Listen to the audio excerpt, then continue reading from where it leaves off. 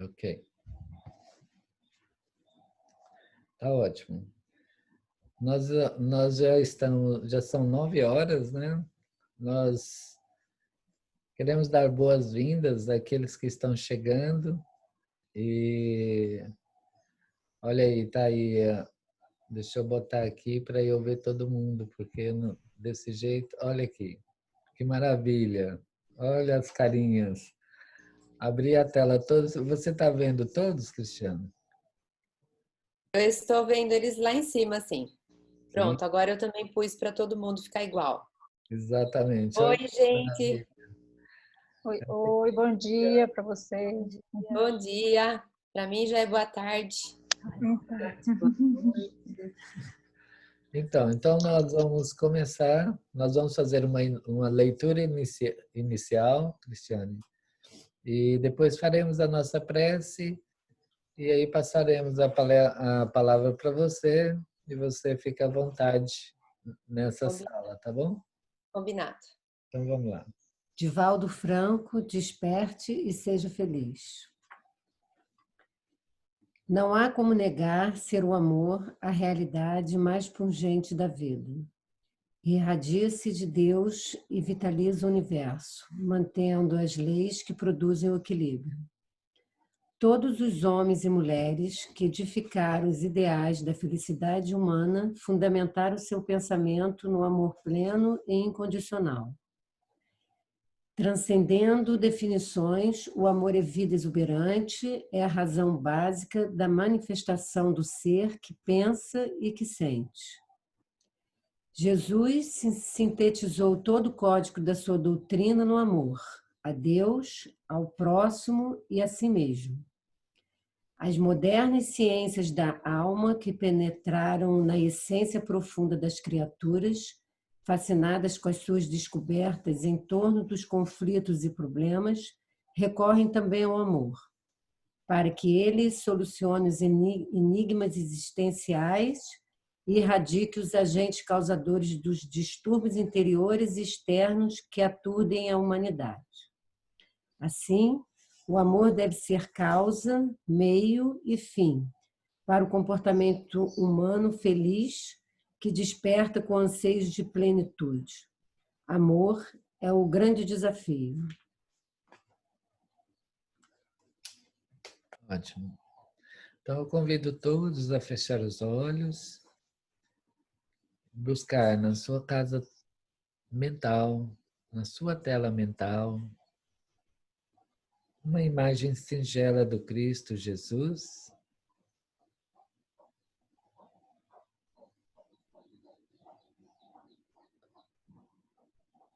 E juntos nós possamos orar em benefício de todos aqueles que conosco convivem, em benefício dos nossos propósitos para a vida, em benefício daqueles que sofrem, na solidão, na angústia, na aflição.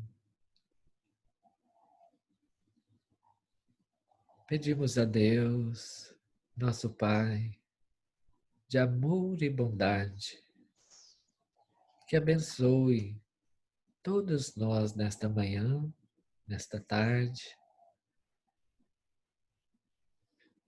dando-nos força e coragem para compreender e assimilar a verdadeira vida. Pedimos ainda que os nossos benfeitores espirituais possam nos assistir, assistindo a nossa irmã Cristiane, que as suas palavras possam traduzir para nós em pérolas o Evangelho, as lições do Evangelho, incorporando em nossa alma a moralidade, a verdade e aproximando-nos do amor. Jesus, Mestre amado, esteja conosco Em teu nome, em nome de todos, iniciamos a nossa pequena reunião desta tarde, desta manhã. Que assim seja.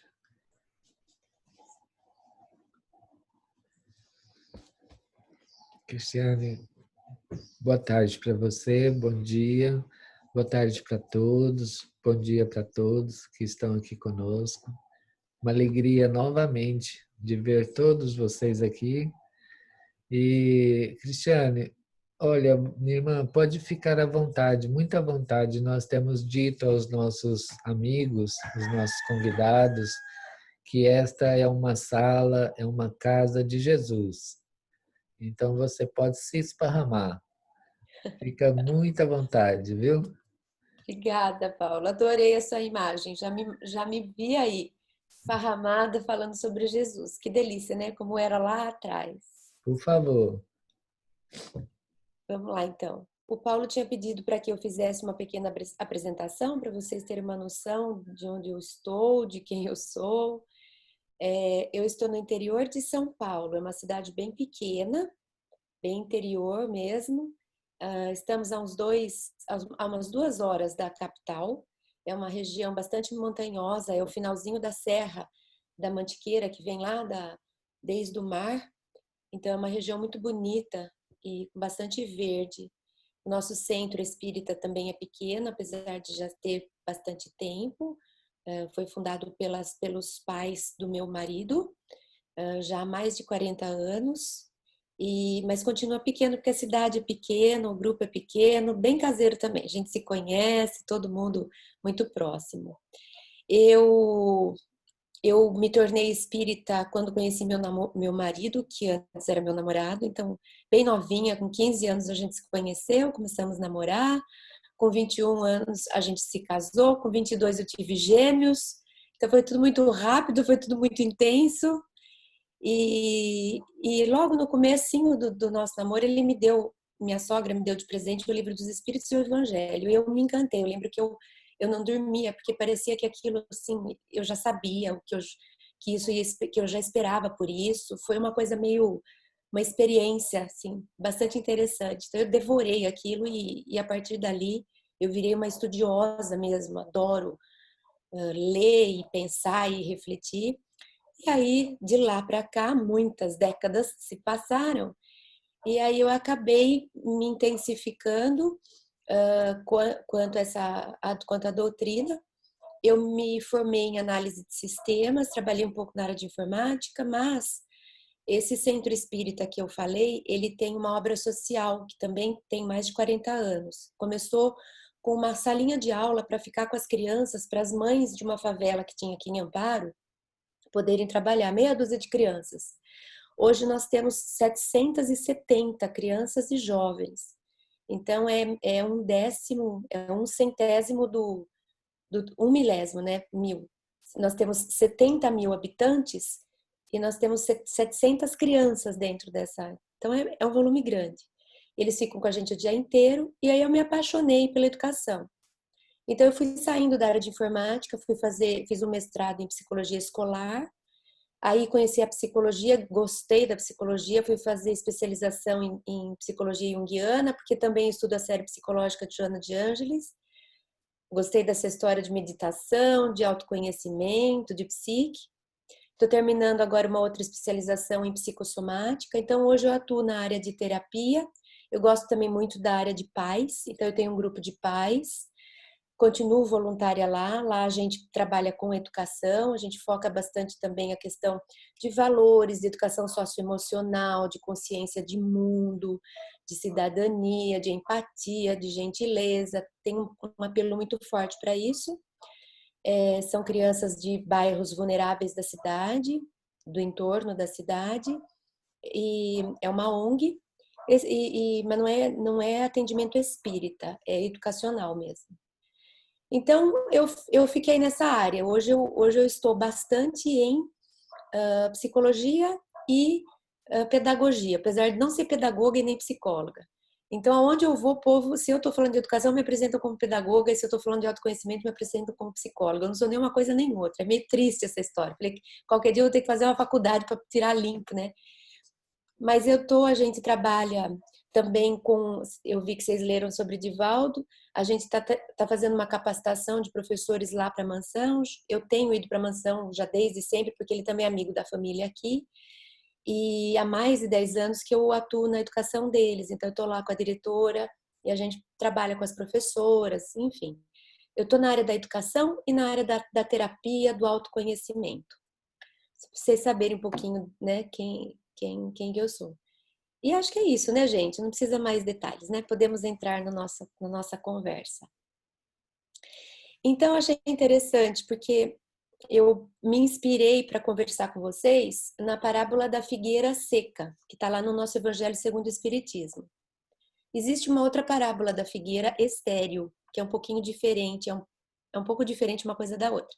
No entanto, o ponto que eu queria trazer para a nossa conversa, ele tem nas duas. Então, tanto faz se a gente falar tanto de uma parábola quanto de outra. E não só na parábola da figueira, das figueiras, mas existe também outras parábolas que Jesus conta com essa finalidade. Eu diria que é uma das coisas que ele mais se propôs a fazer.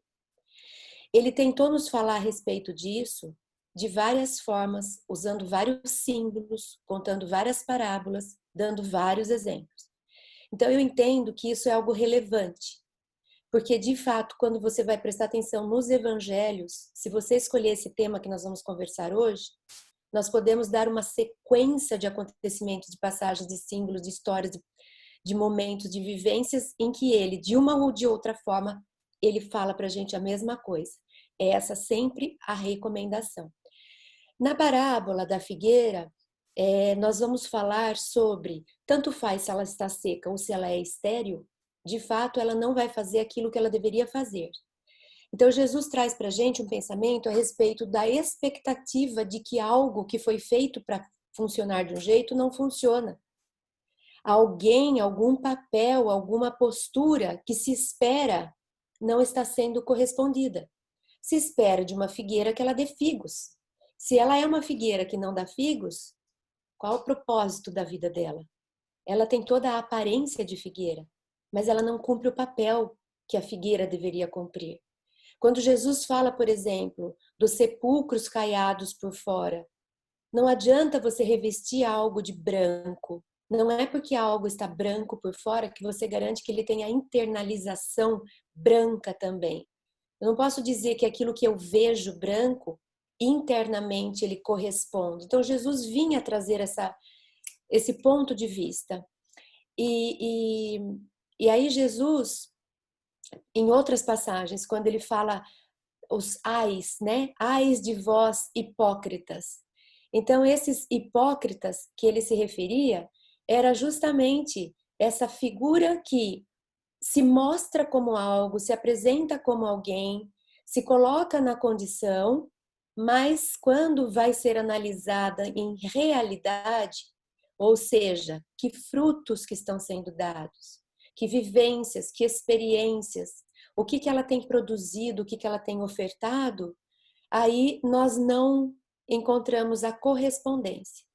Então, tanto na parábola das figueiras, quanto nessas outras, temos a parábola do festim, quando as pessoas, inclusive, chegam na festa, algumas pessoas. Outras foram ficando para o caminho, mas algumas conseguem chegar na festa. Quer dizer, ele já está dentro da festa e Jesus narra que ele foi retirado porque ele não estava com a túnica nupcial.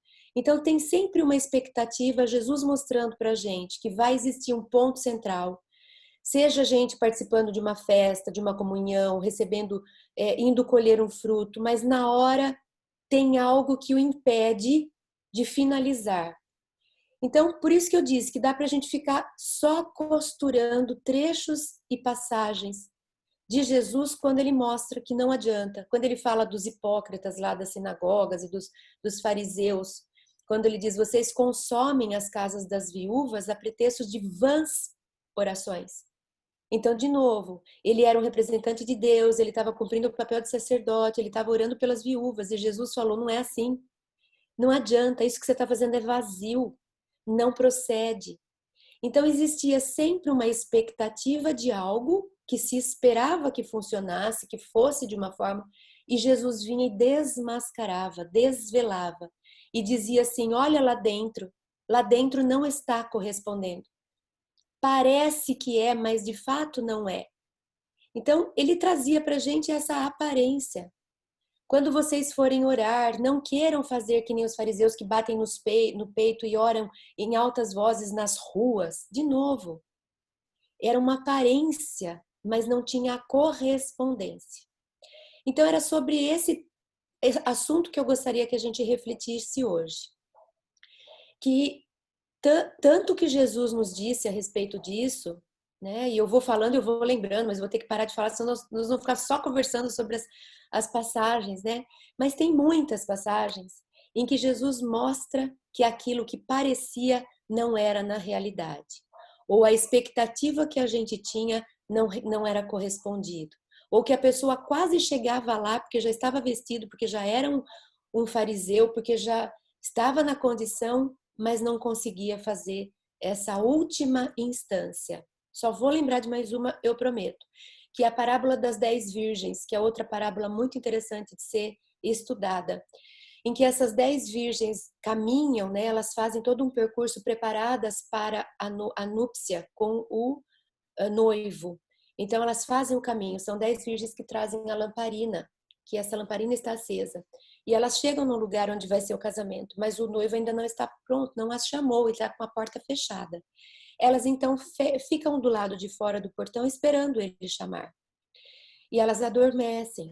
E quando ele chama exatamente à meia-noite, e aí tem toda uma simbologia que a gente depois pode voltar para falar sobre isso, elas acordam e 5 delas tinham as lamparinas apagadas. E essas 5, elas dizem, mas nós não temos mais azeite. Quer dizer, o alimento da chama, elas não estavam com aquilo arquivado. Tinha aquele que estava ali, mas quando esgotou, puf, passou. Não tinha em essência mais combustível para ficar continuando essa chama. Sabe aquela nossa fé que dura 5 minutos? A hora que acontece qualquer coisa, puf, e aí apaga essa chama. Então 5 delas ficaram desesperadas e pediram para as outras, me dê um pouco da sua. E elas falaram, não tem como, esse azeite é impossível. Porque é justamente aquilo que é o meu tesouro interno, eu não consigo compartilhar.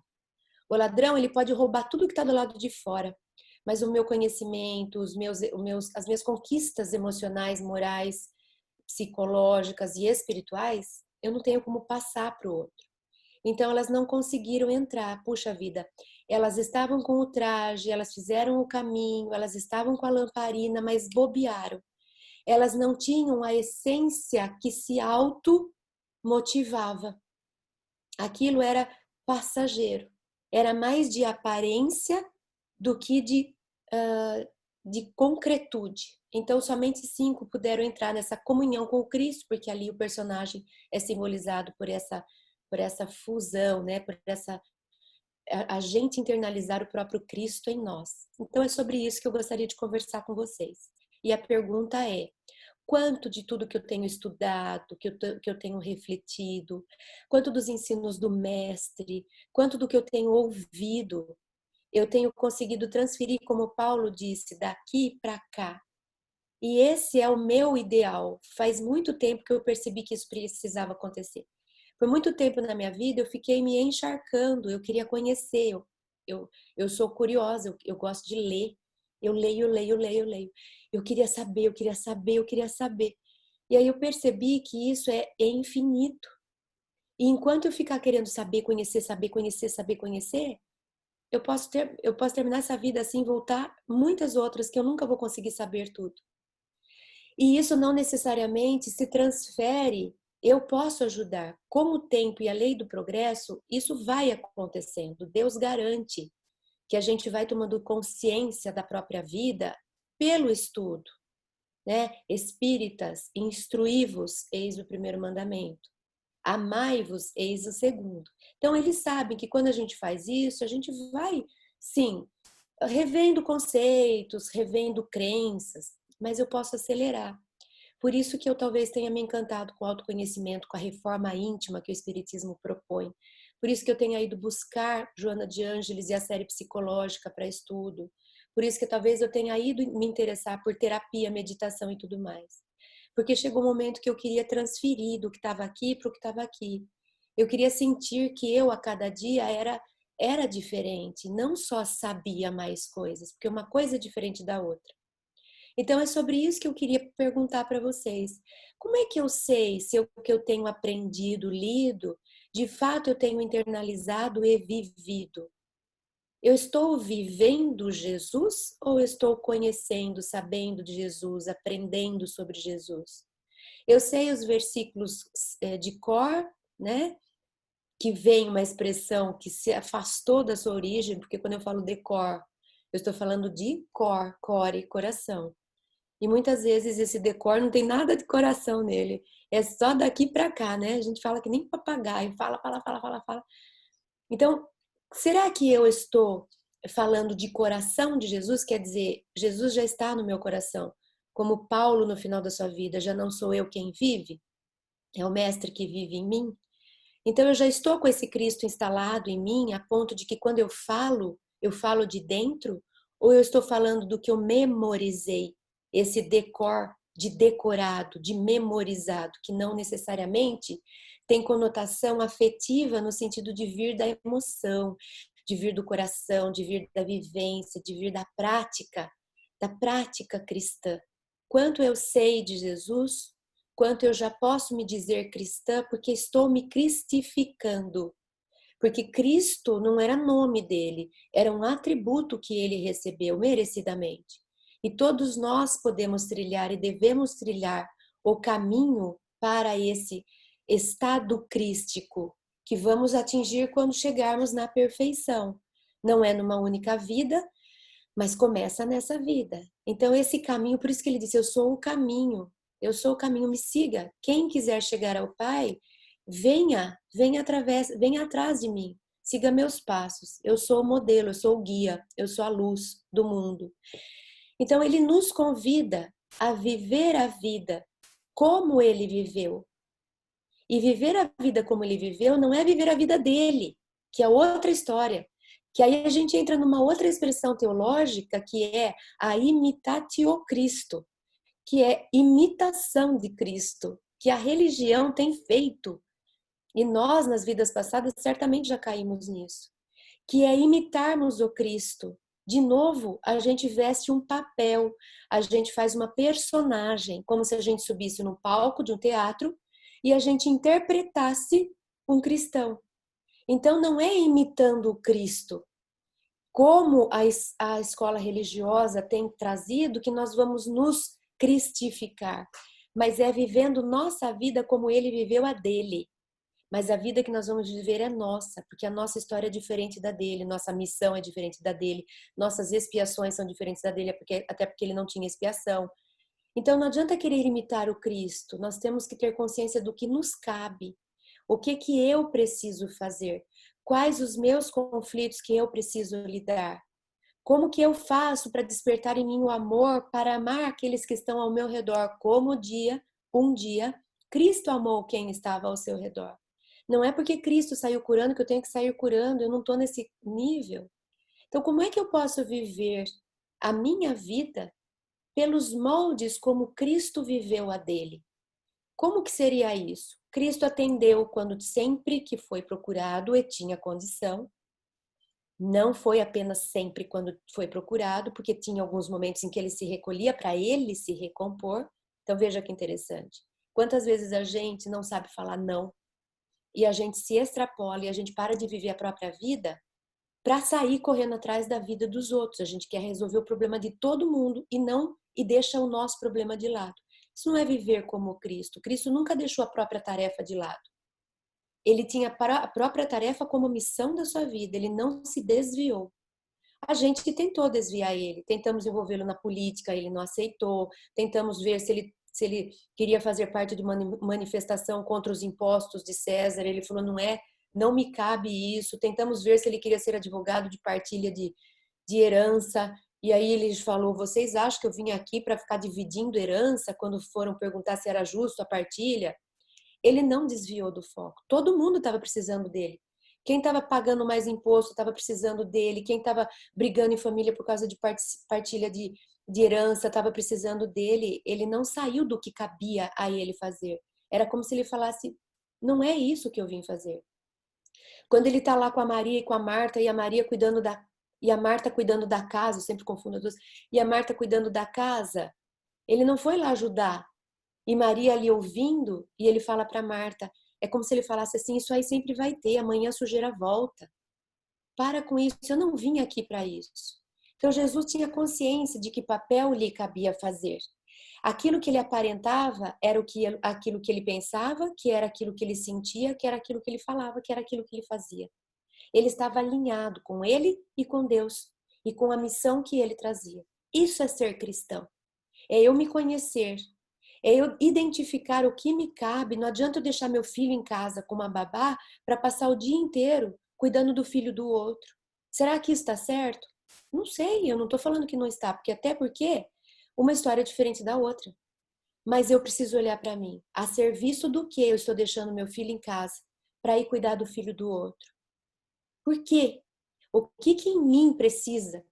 É uma tarefa minha mesmo? Eu preciso sacrificar meu filho? O meu espírito sabe se é isso que cabe ou se não.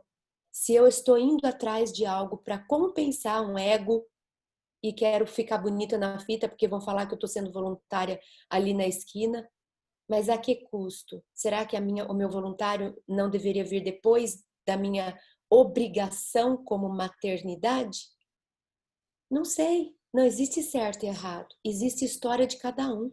Dr. Bezerra um dia deixou a sua filha e falou, Jesus, eu entrego ela e eu vou curar porque ela tem o que eu já podia ter feito para ela como médico e tem minha esposa. Eu vou curar uma outra menina que não tem ninguém. Ele deixa a filha dele lá. Mas olha o nível de entrega que ele tinha, o nível de consciência que ele estava. Ele estava tranquilo com aquilo. Ele não estava fazendo a serviço de ser visto, de ser aplaudido, de publicar na internet, de ganhar o bônus horas no nosso lar, de ir para o céu. Então, aquilo que eu aparento é de fato aquilo que eu sou, o que eu penso, o que eu vivo, o que eu falo, o que eu sinto. Isso é ser cristão. É ser autêntico consigo mesmo. E é buscar, sim, a orientação dele, a inspiração dele, o ensino dele para eu me transformar, não para eu virar uma imitação do Cristo. Eu estou longe de ser. Não tem como eu imitar o Cristo. Vai ficar muito vazio e superficial. Não adianta eu sair querendo fazer caridade. Eu estava conversando agora de manhã com o Raul a respeito da pandemia. E ele disse assim, Cris, cadê aqueles espíritas que saíam para entregar sopa? Aqui a gente tem muito isso. Embaixo dos viadutos para os moradores de rua. Cadê a fé deles? Poxa vida, se proteja. Põe a luva, álcool gel. Estão embaixo da cama com medo do vírus. Cadê a fé? É isso. Então eu vou praticar os ensinos do Cristo, mas eu tenho condições de praticar. Também não estou falando para a gente sair correndo agora e fazer. Eu não estou falando nenhuma coisa nem outra. Aliás, eu não estou falando nada. Eu estou só provocando pensamentos. Porque o que me cabe fazer é diferente do que cabe ao vizinho fazer, do que é diferente do que cabe o outro fazer.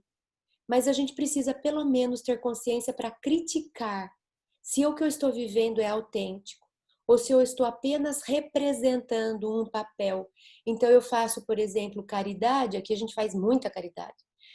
Faço caridade programada, então eu tenho o dia certo de fazer a caridade, eu sei o que eu vou fazer, quando eu vou fazer, eu dou o que eu quero no momento que me é confortável.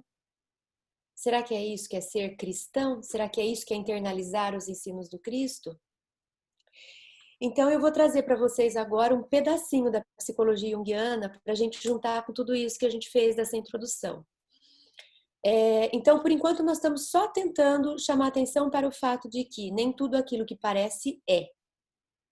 Muitas vezes existe uma expectativa que seja, faz muito sentido, parece que é, tenho quase certeza e não é.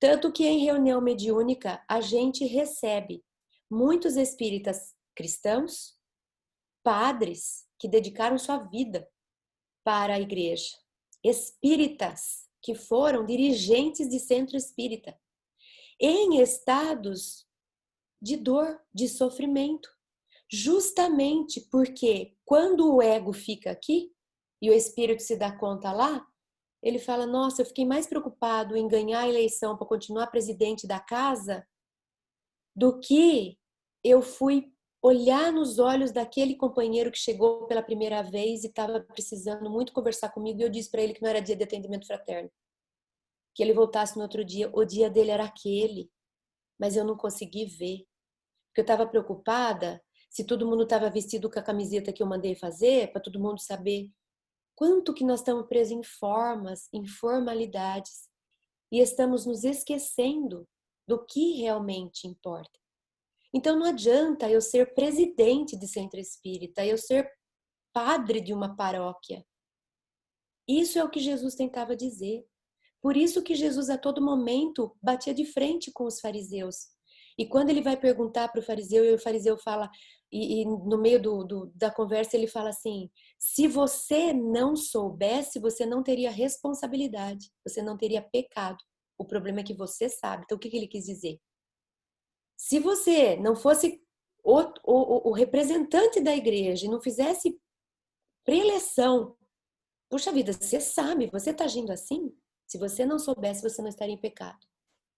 Muitos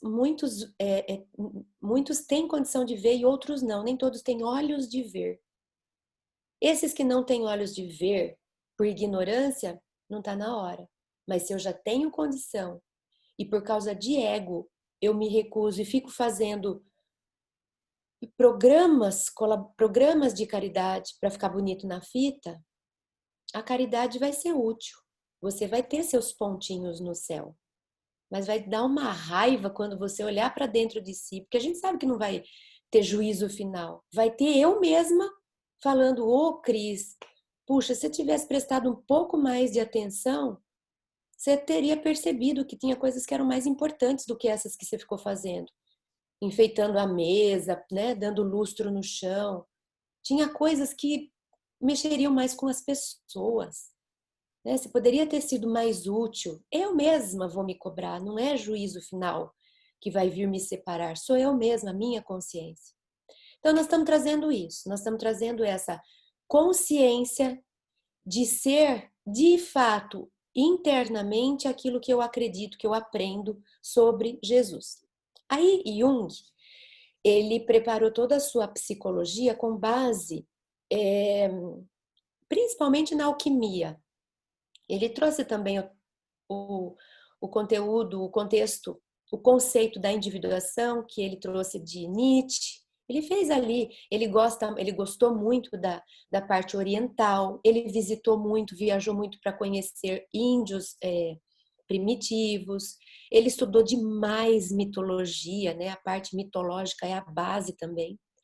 E dentro da alquimia, ele incorporou um tratado da alquimia para nos explicar isso que a gente está discutindo. Então ele diz assim, que existe as três fases, porque ele diz que a alquimia lá da época do medieval, eles estavam lidando com coisas como se fosse poções, né? Substâncias, porque eles queriam encontrar pedra filosofal, que era aquela pedra que tudo vira ouro, que a gente fica jovem, não sei bem qual que era delas, enfim. Só que ele diz que aquelas transformações químicas, na verdade, ele fez uma analogia, como se ele pegasse aquilo simbolicamente e disse que aquilo, na verdade, era o que acontece dentro da nossa psique. É sensacional, para quem quiser estudar, é sensacional. Então ele pega tudo o que se diz respeito à alquimia e ele faz um paralelo com a nossa psique. Então ele fala, isso da alquimia, para a nossa psique, corresponde àquilo. E ele vai fazendo essas pontes. Então é fascinante. E ele explica toda a psicologia dele com base na alquimia. E o ponto que eu gostaria de trazer para vocês é que ele fala que existem 3 fases de desenvolvimento, quando para a gente só existem 2. Para a gente costuma falar assim, eu sou do bem e do mal. Eu sou negro, depois eu fico branco. Eu era sombra, agora sou luz. Oh, né? Eu era do lado errado, agora eu vim para o lado certo. Então, e isso nos confunde. Isso pode nos confundir. Então, vamos pegar um exemplo bem simples e bem, me desculpe até, simplista, só para a gente entender o que eu estou querendo dizer. Ah, eu era um ladrão, e daí eu fazia mal para os outros, e eu fazia tráfico de drogas, e eu era horrível, eu era sombra. Um dia eu conheci Jesus. Eu peguei o evangelho de Jesus e acordei para a vida. A partir daí, eu deixei essa vida e eu fiquei só vivendo essa segunda parte. E nessa segunda parte eu vou para a igreja, eu não falto um dia, eu faço sermão, eu sei o evangelho inteiro, eu dou ajuda para as crianças e tcharam, acabou. E o Jung fala que não, que não. Essa fase é uma fase intermediária. E se eu me identificar com ela, eu posso começar a reprimir coisas daqui que ainda vão aparecer. Mas como eu já vesti a túnica branca e já falei que agora eu estou curado, que eu sou santo e que nada mais vai me afligir, então a partir de agora eu estou pronto. E se alguma coisa daqui ainda chegar?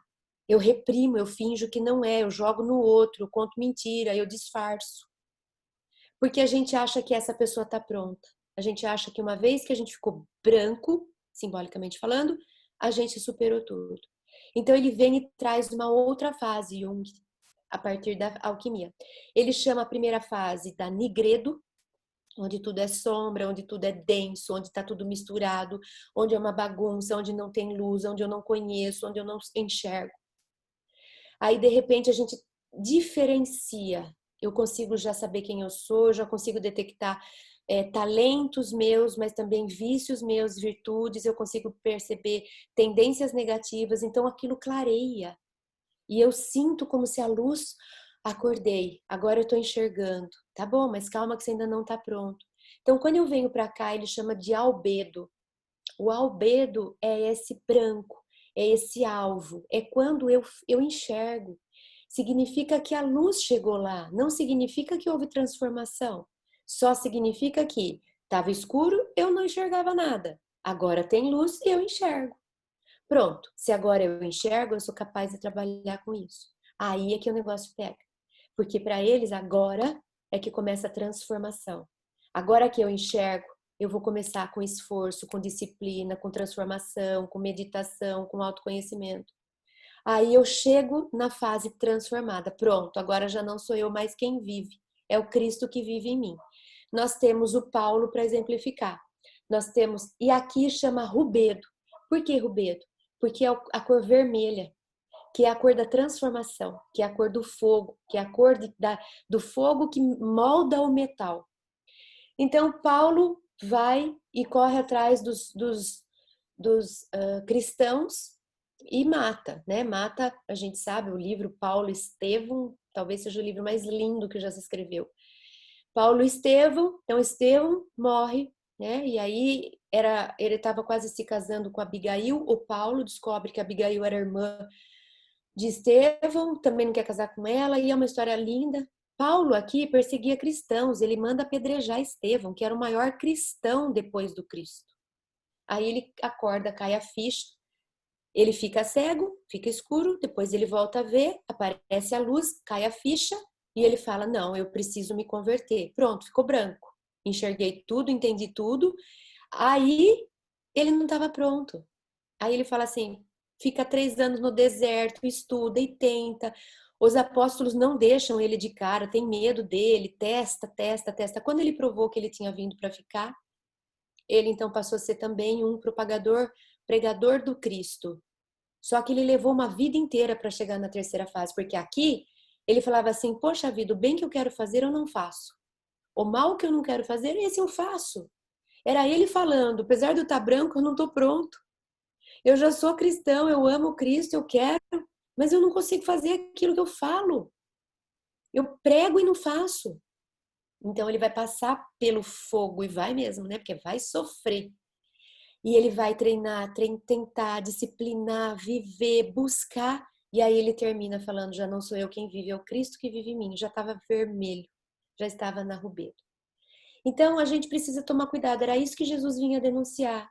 Não é porque eu vesti a capa de padre, não é porque agora eu tenho um diploma, não sei das quantas, não é porque eu li todo o evangelho, não é porque agora eu sei fazer palestra, não é porque eu sou dirigente de centro, não é porque eu já li o evangelho de Jesus de cabo a rabo. Não é. Eu preciso voltar para mim e preciso buscar em mim se aquilo que eu tenho visto, escutado, lido, pensado, se eu já estou observando isso naturalmente saindo de mim na forma de sentimentos, de ações espontâneas, não caridade programada. É que na hora, sabe, aquela hora espontânea, quando você menos quer, você acabou de sentar para descansar, alguém chama, pede ajuda. Aí é que você vai ver mesmo se você vai, se não vai, né? Se você tiver já, ai, mas já fiz tanta caridade essa semana, aí a gente se esconde atrás do papel de caridoso, porque já saiu fazendo caridade, e aí eu não preciso sair para ajudar mais ninguém. Então a gente vive uma coisa que não é real, é programada, como se eu tivesse com um script na mão. Como se eu estivesse seguindo uma cartilha do que o cristão tem que fazer. Eu não posso ter cartilha para ser cristão. Enquanto eu tiver cartilha, eu sou uma imitação. Quando eu não tiver cartilha, de modo que eu já não sei, eu não estou me vigiando. Quando eu vejo, eu fiz. E ao fazer, ao dar o fruto, eu percebo que é um fruto que sairia do Cristo, eu estou chegando lá. Pode ser pequenininho assim. Pode ser uma coisa minúscula em termos de fruto. Mas precisa sair fruto de mim. Se eu for uma figueira que é estéril, ou que está seca na hora que o Cristo vem precisar do meu fruto para alimentar alguém, o que adianta eu ser figueira? Se na hora que precisa, que não dá para anunciar, não dava, porque Jesus estava numa das passagens evangélicas, Jesus está a caminho. E eles olham uma figueira, eles vão para procurar, eles precisavam do fruto naquela hora.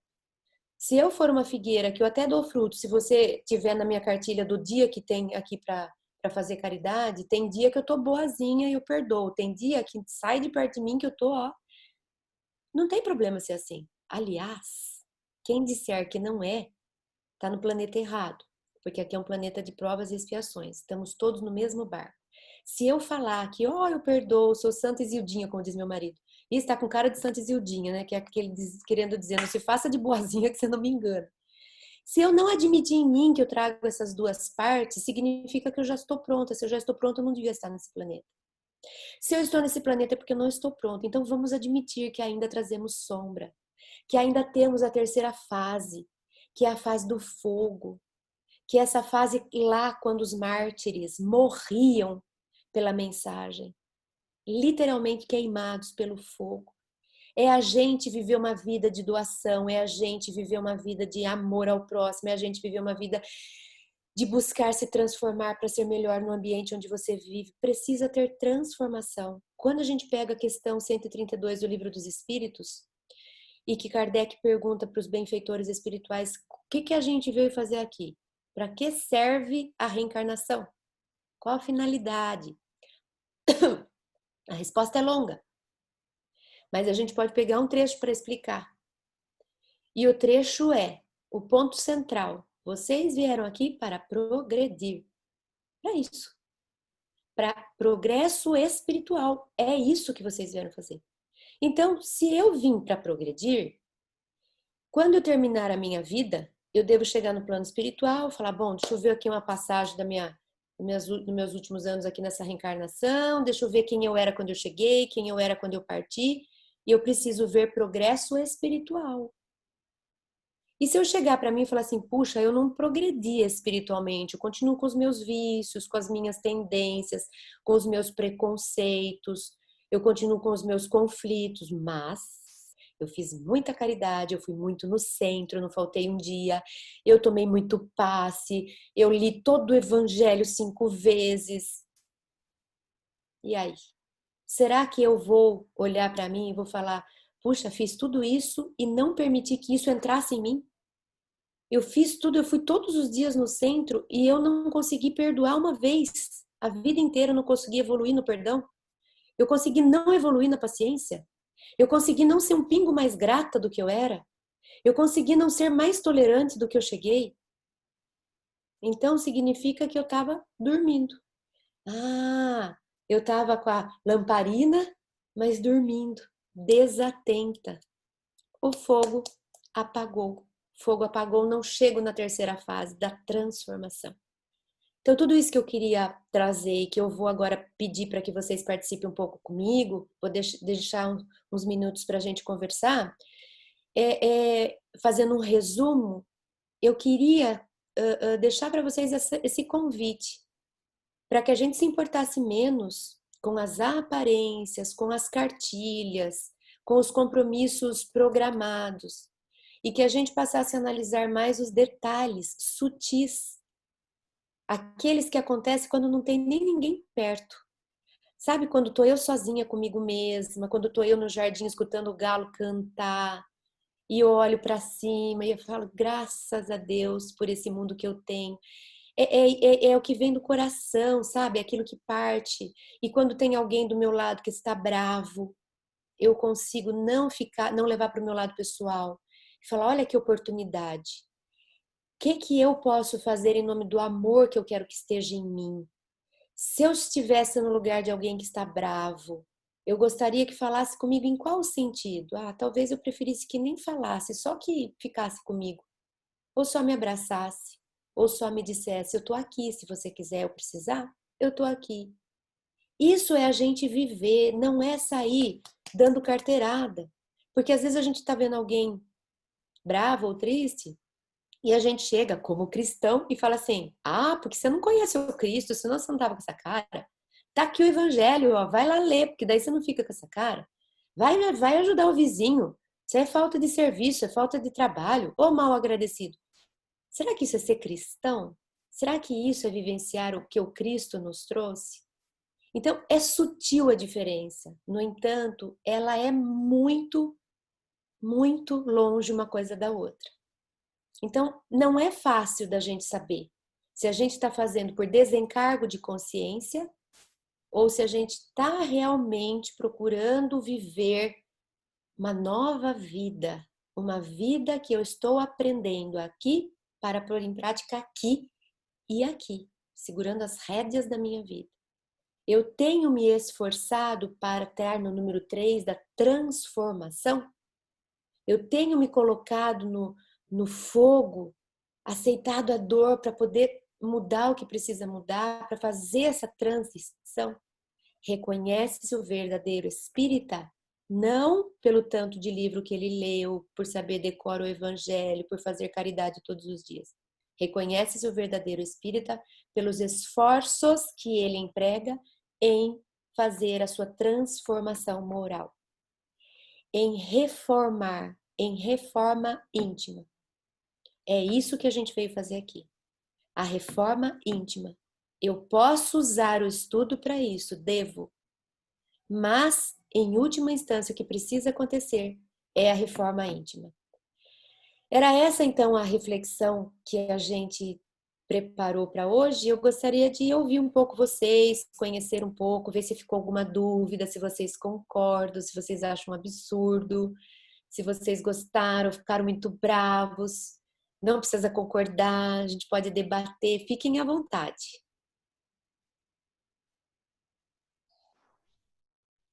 Por favor, gente.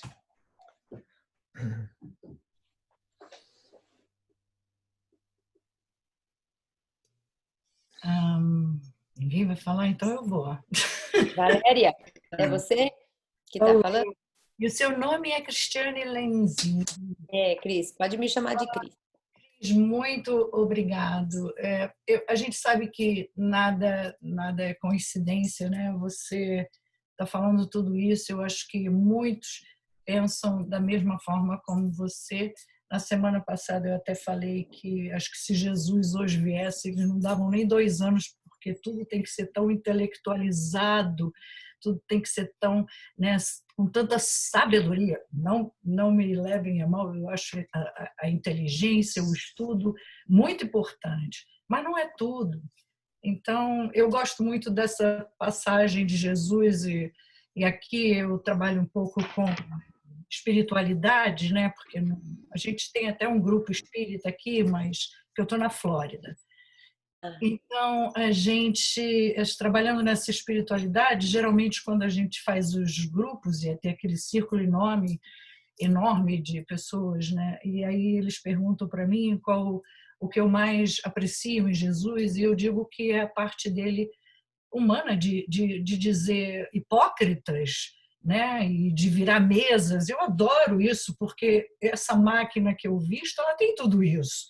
Né? E eu até tenho um pouco mais exacerbado, acho que, do que Jesus, mas venho trabalhando nessa evolução homeopática, né? Que eu acho que é a gente reconhecer, né?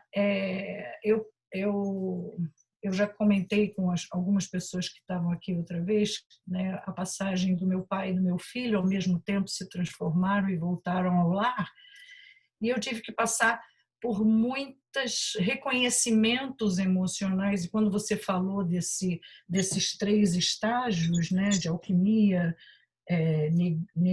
negrendo, albedo e rubedo, eu fiz essas. Né, meu irmão dizia: você precisa de um psicólogo, um terapeuta, e eu disse: não, eu vou fazer comigo mesmo, porque eu vou fazer essa interiorização e entender tudo que está acontecendo dentro de mim nesse momento.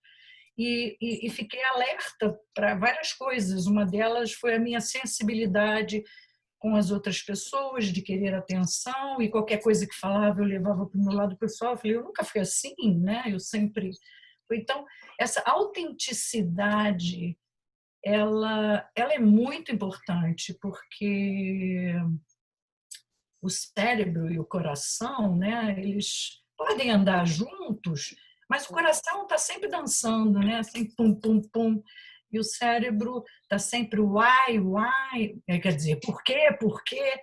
Então, tem coisas que você tem que dizer: desliga, cérebro, porque não dá. Então, te agradeço de coração, penso exatamente dessa forma, como você falou. Eu questionei desde que tudo aconteceu, né, nessa parada do mundo. Eu questionei porque eu já li sobre o anticristo, que eu, né, Nostradamus e todos que preveram. Então, nós nos separamos.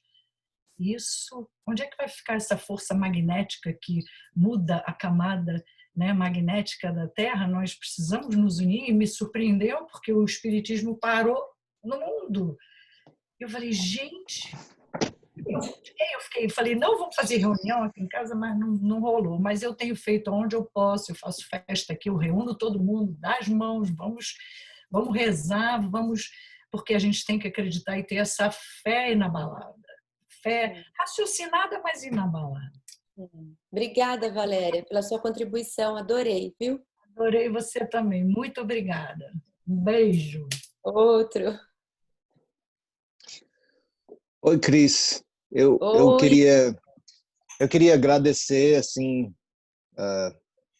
você e compartilhar conosco esse conhecimento. Eu achei bonito, assim, obviamente trouxe muito estudo para a gente. Achei bonito trazer isso, coisas tipo esses arquetipos de Jung, também essa ideia, mesmo Jung, de estudar tanto outras culturas, mas também mais que isso, a importância do ser e fazer mais do que esse conhecimento. Eu me relacionei muito com isso, porque a gente fica tentando estudar essas coisas, mas a gente esquece às vezes da parte mais importante, sim, de viver. E gostei muito, sim, do seu estilo de apresentar também. Obviamente estudou muito, mas trouxe tudo de coração. Então, Muito obrigado obrigada. por estar conosco hoje.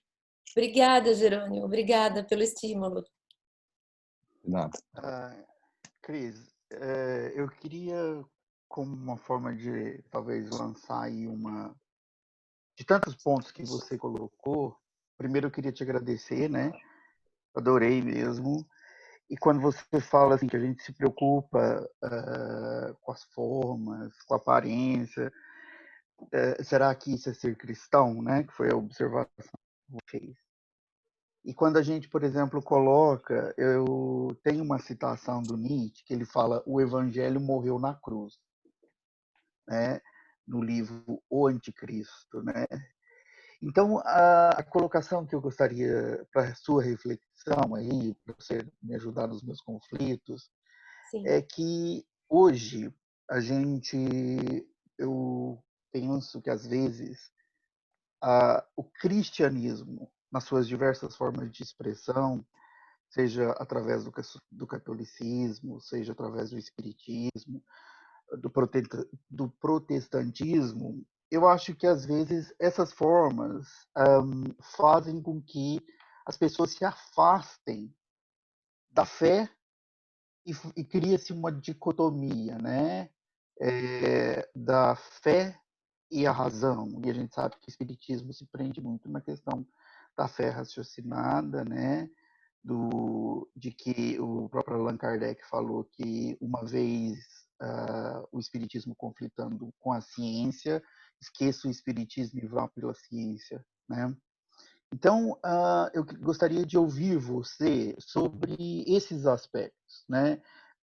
Quando, por exemplo, eu como professor de ciência política, às vezes, quando você coloca determinadas leituras, como por exemplo do Nietzsche, do Karl Marx, todo esse pessoal, e que hoje no mundo tão polarizado, essas questões que você colocou, né, do Cristo, como que a gente pode, de certa forma, aproximar a nossa fé sem nos limitarmos exclusivamente a uma certa religiosidade da fé? Porque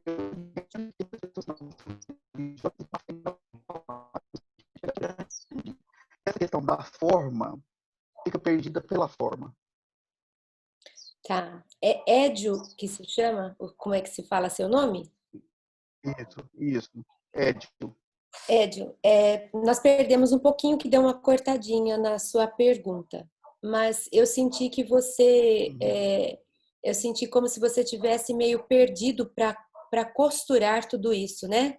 No sentido de como que a gente lida com essa humanidade e com tantas estradas que se cruzam e, no entanto, parece que nós não entendemos que elas se cruzam e a gente faz questão de querer que elas se contraponham, né?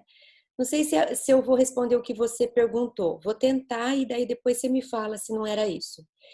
É uma coisa que eu tenho me debatido muito, Édio. E eu vou compartilhar com vocês uma vez, como se fosse uma visão. Eu também sou meio, sei lá, como é que eu posso dizer que eu sou espiritualista. E uma vez me debatendo com essas questões, né, com tantos pensamentos, com tantas estradas, com tantas possibilidades, e a humanidade parece que não, enfim. Eu vi justamente isso. Eu vi um conjunto de estradas que elas em alguns momentos elas se distanciavam, em outras vezes elas, inclusive, se interconectavam. E ali eu tive um insight.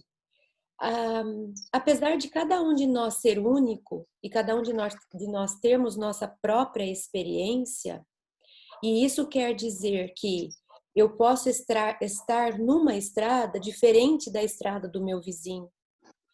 Ainda assim, tem momentos em que a gente vai confabular, tem momento que a gente vai se distanciar. E eu acho que é não saber aceitar isso e não saber lidar com isso que tem trazido muita complicação para a nossa sociedade atual. Nós estamos polarizados, por isso que eu gosto tanto de Jung, porque Jung era muito versátil, era muito flexível. Ele não ficava preso numa coisa, ele admitia todas. Então ele diz assim, entre o branco e o preto tem infinitas tonalidades. Por que a gente só fala de branco e de preto? Por que a gente só trabalha com polos? Por que a gente só pode ser do Marx ou anti-Marx? Ou a gente pode ser do fulano ou anti-fulano? Por que eu não posso pegar uma parte interessante, mas também saber criticar? Porque eu posso falar, Marx foi legal nisso e não gostei dele naquilo. Não existe para a gente hoje uma possibilidade da gente conversar a respeito de tudo que existe. E eu não vejo uma coisa assim tão fechada. Até porque existem tantas interpretações quantas forem as mentes. E se a gente ficar brigando para convencer uns aos outros, acaba do jeito que está. A gente fica um de um lado, outro do outro e vira confronto. Na verdade, o que é um confronto? Confronto é uma diferença que não foi trabalhada. Foi um conflito que não foi dissolvido e virou briga. Sabe o let's agree in disagreeing? Por que a gente não usa mais isso na nossa vida? Por que não tudo ok se eu for de uma religião e o outro for da outra religião? Não existe espaço. Precisa que se defina. Ou você está contra ou você é a favor. De que lado você está? Se é da direita, se é da esquerda. E um se confrontando com o outro para ver quem ganha. Né? Então, eu acho que a atualidade... Por isso que eu tenho trabalhado muito nas escolas e com o grupo de pais.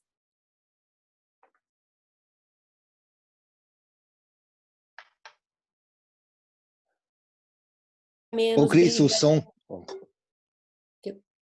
A minha Desculpe, o internet. som desapareceu um pouco. Voltou? Agora sim. Sim. A minha internet deu uma oscilada. Então, por isso que eu tenho trabalhado muito a empatia. A gente nem sabe muito bem o que é empatia, a não ser que você vai estudar. Porque a gente fala empatia se pôr no lugar do outro. E não é isso. Não é isso. A empatia é você se conectar com o estado emocional do outro. É você se desvestir da sua história, das suas expectativas, dos seus valores, para você entrar na história do outro e enxergar a vida pelo olhar do outro. Tem uma frase linda de James Hollis, que é um junguiano, ele fala que a empatia, né, o máximo da empatia é você ratificar o outro ser. Olha que lindo isso. Eu conheço você e eu te ratifico, quer dizer, eu não quero mudar uma palha, uma vírgula. Você pode ser exatamente como você é, eu te amo assim. Jesus nunca quis mudar ninguém. Jesus aceitou todo mundo do jeito que a pessoa era. Ele não ficou discutindo, Jesus esclarecia. Jesus trazia maior ponto de vista e te entregava. Quer usar o que eu falei, usa, não quer, continua no seu caminho. Mas Jesus não se punha contra. Jesus se punha sempre alinhado e sempre oferecia para a pessoa o que a pessoa precisava ouvir, mas não para converter, não para roubar a liberdade. Então, eu tenho a impressão que uma das coisas que hoje em dia tem atrapalhado muito é a gente ficar só cada um no seu mundo querendo fazer que o outro engula a minha concepção, o meu ponto de vista, o jeito que eu vejo. E o jeito que eu vejo é meu, por isso que precisa dessa diversidade de pensadores. Às vezes o meu jeito de ser, as experiências que eu tenho do meu passado, para eu tomar uma consciência de uma coisa, só com Nietzsche. E tem pessoas que não vão poder ler Nietzsche, porque vão enxergar Nietzsche de um outro ponto de vista. Nietzsche é um cara que a gente pode pensar. Eu não colocaria Marx nisso, mas eu colocaria Nietzsche. Porque tem muita gente que olha Nietzsche como um pessimista. Eu, cada vez que eu leio Nietzsche, eu falo, gente, esse cara era brilhante. Ele tinha um ponto de vista que era muito profundo, ninguém entendeu nada. Então, não dá pra gente ficar discutindo autores e pra quê, gente? Uma vez já estou terminando, Ed, deixa você falar. Uma vez eu recebi uma inspiração durante a reunião mediúnica. E eu não vou lembrar de cabeça, mas eram 4 versos, uma estrofe. E era algo do tipo assim: menos importante menos importante é o autor da obra. Mais importante é a mensagem que ela carrega. E aí continua, que eu não vou lembrar o restante. Mas era essa a proposta. Tanto faz quem escreveu, tanto faz quem está falando. Pega aquilo, vê se cabe, se calha. E aí segue. Nós estamos brigando muito com ego. Nós queremos falar em nome, nós queremos falar em escola, nós queremos falar em religião, nós queremos falar em pensador, nós queremos falar em linha, nós queremos falar em ideologia. Para de rótulos. Jung fala, aprenda todas as técnicas, estude tudo o que você quiser, desenvolva o máximo de tecnologia, de teoria que você puder. Mas, diante de um ser humano, seja apenas outro ser humano. E é isso. Como é que eu estou diante de outro ser humano? Pela empatia. Eu te ratifico, você sendo quem você é. Se você é Nietzsche, se você é Marx, se você é, seja lá que você for, você é um ser humano que está aí. E eu te aceito assim. Jesus era assim, os apóstolos eram assim. Talvez por isso que essa pessoa depressivamente falou o evangelho e morreu na cruz, né? Porque acho que ele olhou depois e falou, nossa, o que a gente fez depois que Jesus e os apóstolos foram embora? O que a gente andou fazendo em nome de Jesus? Quanta matança, cruzadas, enfim, né? Mas não é a coisa, não é a ideologia, não é a teoria, não é o autor. É o mundo interno do ser humano. Eu posso me apoiar em Nietzsche para fazer uma coisa maravilhosa, como Jung fez o processo de individuação, que leva a gente a ser quem a gente é, como eu posso me apoiar em Nietzsche para fazer o que Hitler fez, porque ele também se apoiou em Nietzsche. Tanto faz o que o Nietzsche falou. É como eu interpreto e como eu uso, e isso é ser humano. Por isso que apesar de tudo, o que eu mais gosto, autoconhecimento, reforma íntima. Eu gosto de ser humano, eu gosto de conversar com gente, eu gosto que a gente se transforme, que a gente se modifique. É a briga interna, não é externa, não é ver quem tem razão. É a gente ver quem é mais corajoso de se transformar para ser melhor para a sociedade. Acho que eu falei demais, desculpa, Edio, me entusiasmei. Não, não, imagina, adorei. Eu só queria, assim, dentro daquilo, só a questão que quando você foi discorrendo, eu acho que a lição, a indulgência, é muito de encontro com tudo que você falou a respeito da aceitação do outro, né? O Evangelho fala sobre a indulgência. Mas só para reforçar aquela questão de que muitas vezes o próprio Nietzsche fez fortalecer a minha fé quando ele faz o papel de advogado do diabo em relação ao cristianismo e você passa a questionar. E às vezes quando você coloca isso para as outras pessoas, elas interpretam de uma forma que a tolerância fica, né? Por isso eu pedi a sua opinião sobre isso. Edio, a gente se contenta assim, olha, eu não sou responsável pelo que o outro interpreta, daquilo que a gente fala, e acho que a gente tem que se respeitar, porque essa interpretação é muito pessoal, e é o que eu falei, duas pessoas leem o mesmo autor, e cada uma segue por um caminho oposto ao outro. A gente entende, a gente respeita, porque essa interpretação, ela vem carregada dos próprios filtros, das próprias crenças, e a gente tem que ratificar, é o caminho que ele viveu, é onde ele chegou, é o que ele traz, ele está no tempo dele, está tudo bem, né? Todos os caminhos vão chegar no mesmo lugar, que é a perfeição, segundo a lei de progresso do Livro dos Espíritos. Muito bom. Muito obrigado, viu? Olha, gente, para nós nos atualizarmos, no início eu deveria ter feito isso. Nós estamos no capítulo 19, A Fé Transporta Montanhas, e pedimos a Cris, olha a intimidade, Cris. Pode falar, Cris. Já sou de casa. A fé religiosa, ou não? Parábola da figueira que secou, o item 8. Então, eu convido vocês a oportunidade para sedimentar todo o ensino que a Cris trouxe para nós, uma leitura íntima, sabe? Procure lá o Evangelho, faça a sua leitura. E, Cris, realmente, Paulo, você me dá mais um minuto só para eu fechar essa questão da fé? por favor. Porque por acaso eu estava conversando com o Raul hoje, nossa, acho que hoje rendeu a nossa conversa. E eu fiz uma pergunta para ele, porque eu falei, Raul, tem uma coisa que me incomoda um pouco no Espiritismo, que é essa questão da fé. Cris, só Eu fala enxergo. o Raul. Você está falando Raul, quem é o Raul? O Raul é um amigo nosso, ele chama-se Raul Teixeira, ele foi um grande divulgador, uma das referências mundiais no Espiritismo, é ainda, né? Que ainda está aí. É que ele teve, em 2011, ele teve um AVC, então limitou bastante a psicografia, a fala, mas ele continua atuando. E aí, nessa quarentena, ele está aqui com a gente. E aí, eu estava perguntando para ele a respeito dessa fé, porque então, assim, só para compartilhar com vocês, aproveitar para já passar esse aprendizado que eu tive de manhã, eu já vou deixar para vocês.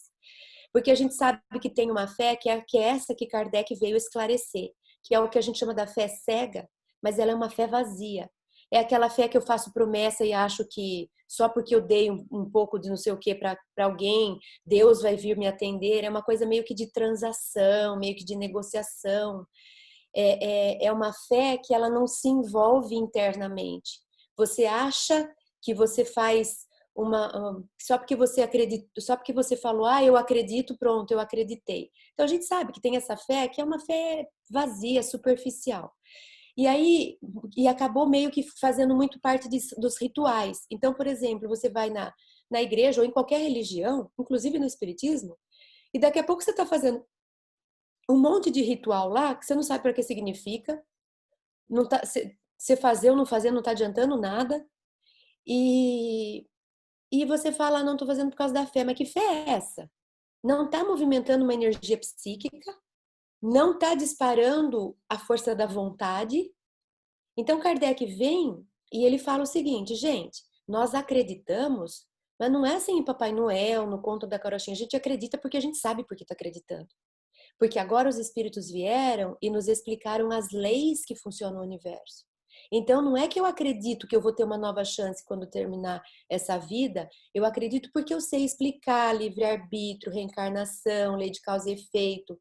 Eles nos apropriaram, nós ficamos apropriados de explicar por que a gente acredita que Deus existe, que a gente vai voltar. A gente sabe falar, não é eu acredito por eu acreditar.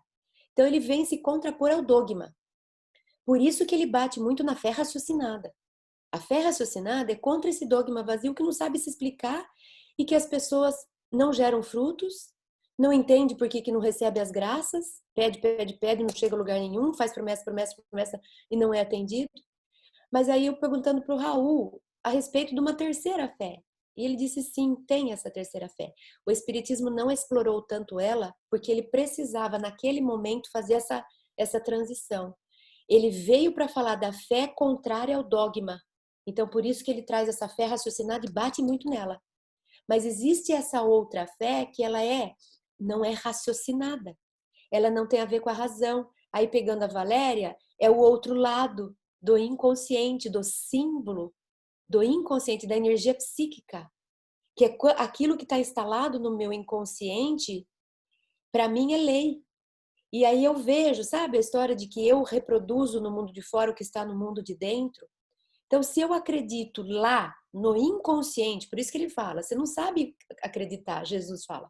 Você acredita errado. Porque você não está acreditando do jeito que é para acreditar. Porque o dia que você acreditar, pode acreditar um tanto assim que você move montanhas, que é do grão de mostarda. Então, quando Pedro, e é esse exemplo que eu dei para o Raul, quando Pedro sai do barco e começa a caminhar sobre as águas, não era uma fé raciocinada lá. Ele não raciocinou, eu sei que eu posso vir com a densidade X, ele não sabia. Mas é uma fé que fez ele andar sobre as águas. Quando a razão entra e ele fala, opa, como que eu tô aqui? A razão faz com que ele afunde. Então, existe a fé raciocinada, que é essa certeza que eu sei por que eu acredito no que eu acredito, inclusive eu consigo debater sobre isso racionalmente.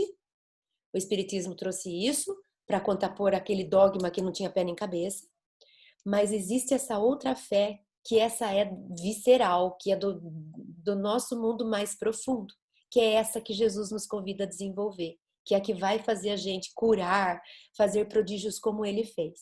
O que o Raul disse? Cuidado, Cris, porque quando você falar isso, muita gente vai se apoiar nisso para sair dizendo que tem a fé do Pedro. Ele quis dizer o seguinte, essa fé, gente, ela é muito rara no nosso grau de evolução. Mas ela existe. E sabe como que ela existe? Pega qualquer livro. Eu tenho alguns aqui sobre as curas miraculosas, mas escritas por biólogos. Tem um que é um biólogo que mora no Havaí, que eu adorei o livro dele, Biologia da Crença. Vocês conhecem? É maravilhoso. Ele escreve um livro como biólogo, mas ele mostra que a crença cura. E ele dá muitos exemplos, o efeito placebo e tudo mais. Então, existe uma fé que a gente não sabe como ela funciona, mas que ela vem e opera maravilhas, ela transporta montanhas.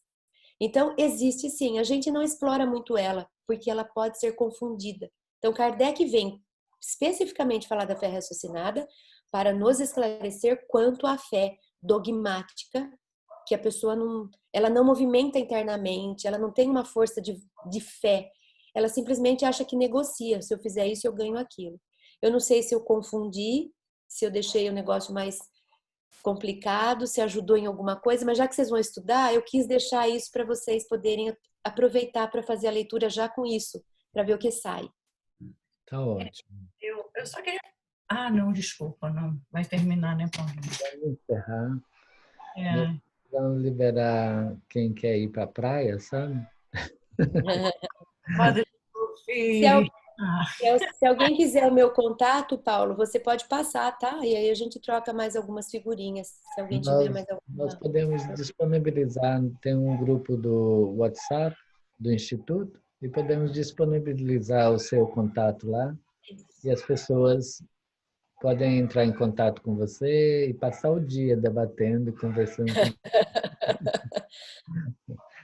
Olha, Cris, a nossa expectativa é mais ou menos semelhante àquelas igrejas lá do cristianismo primitivo, quando recebiam uma carta de Pedro, de Paulo, quero dizer, de Paulo. Então, você está sendo essa carta viva para nós. Puxa, Nós não mereço, mas agradeço. recebemos Obrigada, você gente. com aquela expectativa, com aquele carinho. Vamos levar para o nosso dia a dia essa reflexão profunda que você trouxe para nós, que realmente a mensagem está saindo daqui e indo direto para as mãos e sem passar pelo coração. Então você fez essa transição até chegar na mão. Então eu espero que a sua palestra, o seu posicionamento perante essa parábola foi exatamente para mim, foi totalmente para mim.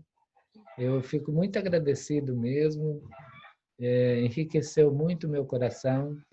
Convido você para vir comer esta manga, tá bom? Isso não é caridoso da sua parte. Ela que trouxe lá de Lahaina. Convido para você para comer essa manga. Agora não precisa ter pressa, não. Da onde ela veio, todo ano vem. Então, quando Ai, você que quiser vir, essa manga vai estar te esperando. pronto, você já me conquistou com uma manga, Paulo. Pode me esperar. Por favor. Cris, mais uma coisinha que nós pedimos aos nossos convidados, que você, se for possível, você fazer a nossa prece de encerramento, sabendo que nós estamos muito agradecidos e muito felizes da sua presença entre nós. Muito obrigado por dividir a sua vida, o seu coração. Agradeço a sua família e ao próprio Raul Teixeira, Ah, a vou falar. presença dele na nossa telinha, tá bom? Ele esteve com a gente hoje sem saber. Muito Gente, obrigado. muito obrigada. Me senti muito acolhida, uma energia muito boa, palavras muito carinhosas. Eu li um pouco do bate-papo, do que vocês me deixaram. Obrigada de coração, foi muito bom. Então vamos agradecer, aproveitar esses instantes finais e vamos só colocar um pouco de gratidão no nosso coração a Deus pelos recursos da nossa terra, nossa mãe terra tão querida, tão diversa, mas agradecer também pelo nosso corpo físico, agradecer pela nossa família e pelos benfeitores espirituais, pelos recursos espirituais, pelos ensinos. Em última palavra, agradecer a Jesus, esse nosso querido mestre, a quem recorremos hoje, para ampliar um pouco nossa consciência, aprofundar um pouco o nosso mundo mais profundo, mais íntimo, que o Senhor venha morar aqui na nossa alma, Jesus, que possamos também um dia falar como Paulo, que já não vivemos mais, mas é o Cristo que vive em nós. Que Deus nos abençoe a todos, a nossa humanidade perdida, que Jesus entre nos lares, nas famílias, toque os corações, desperte as consciências, que toda a nossa humanidade seja envolvida pela nossa vibração, pelo nosso amor. Muito obrigado por tudo, esteja sempre com a gente. Assim seja. Obrigada, gente, foi uma ótima conversa. Obrigada pela participação de vocês, fiquem bem. Muito obrigado. Obrigado, você também. Obrigada. Obrigada, Muito Cris. obrigado. Para você. Deixa eu aproveitar que a Cristiane citou o Raul Teixeira. Ele tem uma obra aqui na minha região, o Remanso Fraterno. É. É um trabalho maravilhoso. Se alguém tiver curiosidade, ele escreveu muitos livros, mas dê uma olhadinha sobre essa obra, Remanso Fraterno, e vocês vão ver a grandeza do trabalho. É.